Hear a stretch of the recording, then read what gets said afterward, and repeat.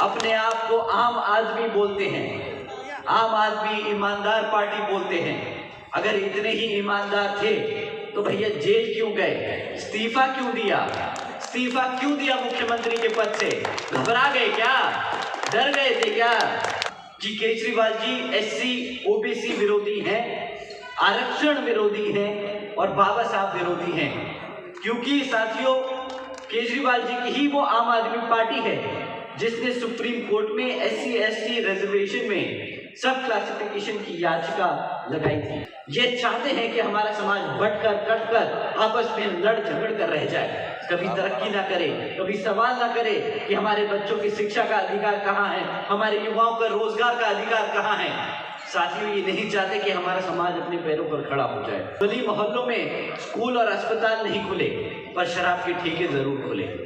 हर गली मोहल्ले में शराब के ठेके खोले इन्होंने, और ज्यादातर शराब के ठेके किन के मोहल्लों में खुले, यहाँ पे बैठी जनता सब जानती है। हमारे एससी एसटी ओबीसी कमजोर वर्ग के समाज के घर के बाहर इन्होंने शराब के ठेके खोले। हमारी महिलाएं जानती हैं कि कितना दुख और दर्द इससे हमें पहुंचता है। हकीकत तो ये है कि दिल्ली सरकार में जो पहले सरकारी पक्की नौकरियां थी उनको भी इन्होंने कच्ची नौकरियां करने का काम किया है। आज 40% से ज्यादा सरकारी नौकरियां कॉन्ट्रैक्चुअल जॉब्स बना दी गई हैं, क्योंकि कॉन्ट्रैक्चुअल जॉब्स के चलते हुए कॉन्ट्रैक्चुअल जॉब्स में रिजर्वेशन नहीं देना पड़ता, उनका अधिकार मारा जाता है। हमारे समाज का अधिकार मारने का काम इन्होंने किया है। इनका तीसरा झूठ, इन्होंने कहा था कि दिल्ली को सिंगापुर बनाएंगे।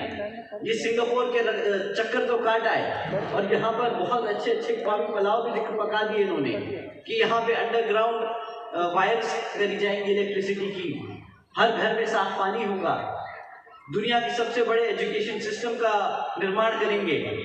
परंतु साथियों, हकीकत तो ये है कि आज भी 10 साल बाद सिंगापुर तो दूर की बात है, दिल्ली को आज तक साफ पानी नहीं मिल पाया।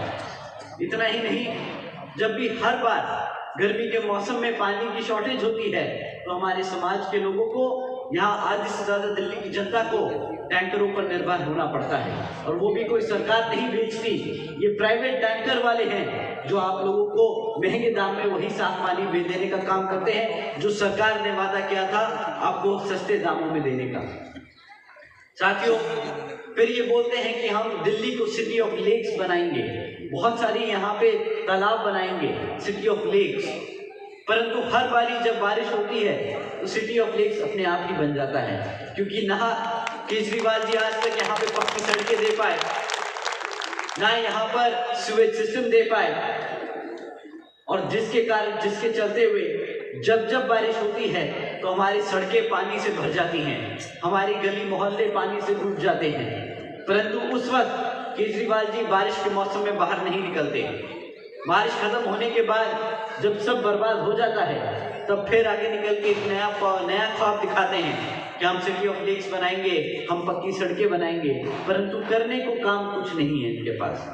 आप इनसे कभी सवाल कर दो कि केजरीवाल जी आपने क्यों पक्की सड़कें नहीं बनाई, क्यों यहाँ पर आपने इलेक्ट्रिसिटी की वायर्स अंडरग्राउंड नहीं करी, क्यों आप साफ पानी नहीं दे पाए, तो इनके पास एक ही बहाना होता है कि जी एसजी ने काम नहीं करने दिया।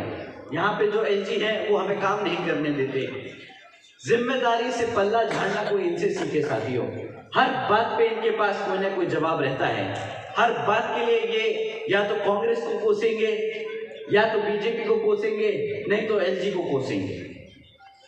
साथियों, केजरीवाल जी ने तो ये भी वादा किया था कि वो यमुना को साफ करके यहाँ पर आप लोगों के साथ 5 साल बाद डुबकी लगाने का काम करेंगे। ना तो यमुना साफ हो पाई और ना केजरीवाल जी कभी वहां पे डुबकी लगाने जाएंगे।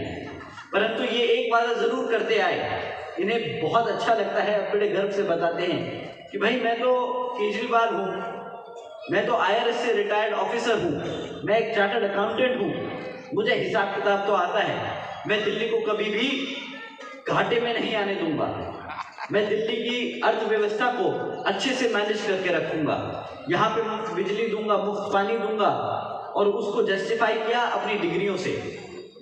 परंतु आज केजरीवाल जी की हकीकत ये है कि 31 साल बाद, 31 सालों में पहली बार दिल्ली घाटे में जा रही है।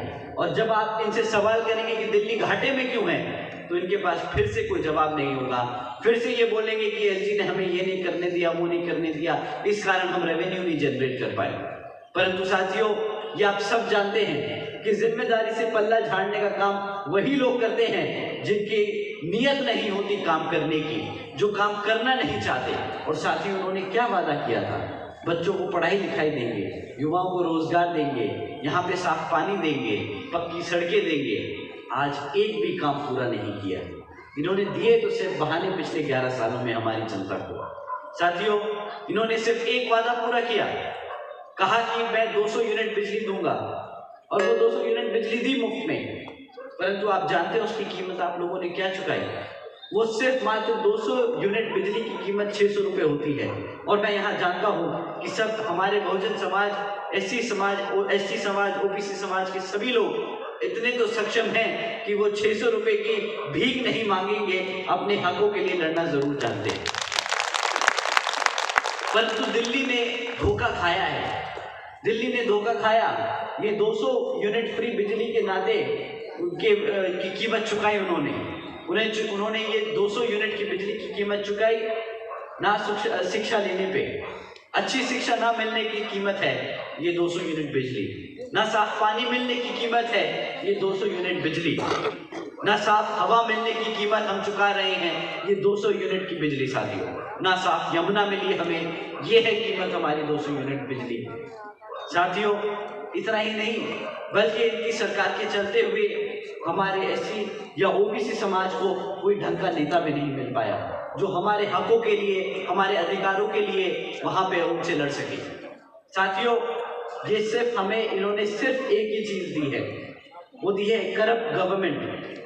पिछले 1.5 सालों में आप सब ने देखा किस तरह गली मोहल्लों में स्कूल और अस्पताल नहीं खुले पर शराब के ठेके जरूर खुले। हर गली मोहल्ले में शराब के ठेके खोले इन्होंने, और ज्यादातर शराब के ठेके किन के मोहल्लों में खुले, यहाँ पे बैठी जनता सब जानती है। हमारे एससी, एसटी, ओबीसी कमजोर वर्ग के समाज के घर के बाहर इन्होंने शराब के ठेके खोले। हमारी महिलाएं जानती हैं कि कितना दुख और दर्द इससे हमें पहुंचता है।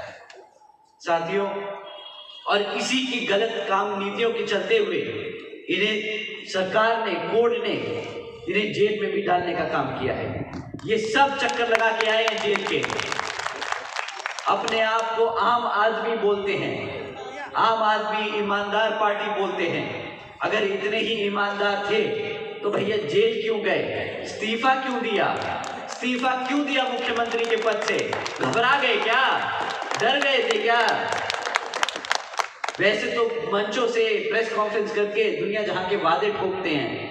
2100 रुपये ले लो महिला सहयोग में, महिलाओं को मुफ्त में बस में घूमने का मौका देंगे, तीर्थ यात्रा कराएंगे, मुफ्त में बिजली देंगे, शिक्षा देंगे। ये दुनिया जहां के वादे तो किए, परंतु हकीकत क्या है? आज भी आप जहरीली हवा के बीच में रह रहे हैं। आज भी आपके बच्चे पढ़ लिख नहीं पा रहे। अगर आप अपने बच्चों की शिक्षा के लिए सवाल करेंगे तो इनके पास जवाब नहीं होगा। साथियों, ऐसे सरकार नहीं चलाई जाती। इन्होंने तो मौका भी मिला, इनको मौका मिला हमारे एससी, एसटी, ओबीसी समाज के लोगों को वो पद देने का और उन्हें काम करने देने का मौका मिला। जब ये लोग, इनका उप मुख्यमंत्री और मुख्यमंत्री दोनों जेल में थे तो इन्हें नया मुख्यमंत्री और मुख्यमंत्री नियुक्त करना था। इनके पास क्या पूरे 70 सीटों पे इन्हें एक एमएलए नहीं मिला एससी, एसटी का जो ये चीफ मिनिस्टर बना सके? आप ही बताइए, क्या आपको मिला दिल्ली का एससी या एसटी, ओबीसी समाज से चीफ मिनिस्टर? हाथ उठा के बताइए, मिला कि नहीं मिला? नहीं मिला ना। ऐसा तो है नहीं कि आम आदमी पार्टी से कोई एससी या एसटी या ओबीसी समाज से नेता चुन के ना गया हो विधानसभा में, गए थे। परंतु क्यों केजरीवाल जी ने हमारे समाज से किसी को भी उप मुख्यमंत्री या मुख्यमंत्री नहीं बनाया? ये भी एक बहुत बड़ा सवाल है जिसका जवाब आप आने वाले विधानसभा में वोट सही पार्टी को डालकर देने का काम करेंगे। साथियों, मैं आप लोगों के बीच में स्पष्ट कर देना चाहता हूं कि केजरीवाल जी एससी, ओबीसी विरोधी हैं, आरक्षण विरोधी हैं और बाबा साहब विरोधी हैं। क्योंकि साथियों केजरीवाल जी की ही वो आम आदमी पार्टी है जिसने सुप्रीम कोर्ट में SC/ST रिजर्वेशन में सब क्लासिफिकेशन की याचिका लगाई थी। आप सब जानते हैं कि आदरणीय बहन कुमारी मायावती जी ने आपको सब कास्ट कैटेगराइजेशन के बारे में समझाया है कि इससे हमारे समाज को किस तरह बांटने का काम किया जाएगा, और इसकी याचिका ये आम आदमी पार्टी ने लगाई, ये अरविंद केजरीवाल जी ने लगाई है। ये चाहते हैं कि हमारा समाज बंटकर कटकर आपस में लड़ झगड़ कर रह जाए, कभी तरक्की ना करे, कभी सवाल ना करे कि हमारे बच्चों की शिक्षा का अधिकार कहाँ है, हमारे युवाओं का रोजगार का अधिकार कहाँ है। साथियों ये नहीं चाहते कि हमारा समाज अपने पैरों पर खड़ा हो जाए। परंतु साथियों मैं आपसे फिर कहता हूं कि केजरीवाल जी SC OBC विरोधी हैं, आरक्षण विरोधी हैं और बाबा साहब विरोधी हैं। दिल्ली प्रदेश में आम आदमी पार्टी की सरकार चल रही है, परंतु आज भी दिल्ली की हालत वैसी ही है जैसे 11 साल पहले थी। आज भी दिल्ली की सड़कों में कोई सुधार नहीं आया। आज भी दिल्ली की हवा उतनी ही गंदी है, उतनी ही जहरीली है जितनी 11 साल पहले हुआ करती थी। आज भी दिल्ली में पीने के लिए आप लोगों को साफ पानी नहीं मिलता। आज भी दिल्ली की जनता के लिए कोई नई नौकरियां नहीं उपलब्ध कराई गई। साथियों पर इस बारी आप लोग वोट डालने से पहले इनसे ये कुछ ज़रूरी मुद्दों पर सवाल ज़रूर करें। साथियों आपका फर्ज बनता है, आपको बाबा साहब डॉक्टर भीमराव अम्बेडकर जी की मेहनत से वोट डालने का अधिकार मिला है, और इस वोट का अधिकार आपको सही मायने में तब इस्तेमाल करने के लिए आपको हर पार्टी से सवाल करना होगा। मैं आप लोगों से दरखास्त करूंगा कि आप पिछले 11 साल में जो आम आदमी पार्टी चला रही है सरकार, उसने जो शिक्षा, रोजगार और यहाँ डेवलपमेंट के क्षेत्र में काम किया उस पर सवाल करें। साथियों मैं पूछना चाहूँगा यहाँ पे मौजूद सभी सदस्यों से कि आप लोगों को शिक्षा के क्षेत्र में इस सरकार ने क्या दिया। केजरीवाल की सरकार पिछले 10 सालों से यहाँ पे दिल्ली में सत्ता में आसीन है। उन्होंने बहुत लंबे चौड़े वादे किए थे आप सभी से।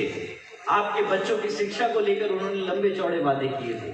उन्होंने कहा था कि मैं एक तरफ वर्ल्ड क्लास एजुकेशन आपके बच्चों को देने का काम करूंगा, कहा था कि मैं 20 नए कॉलेजेस खुलवाऊंगा दिल्ली में।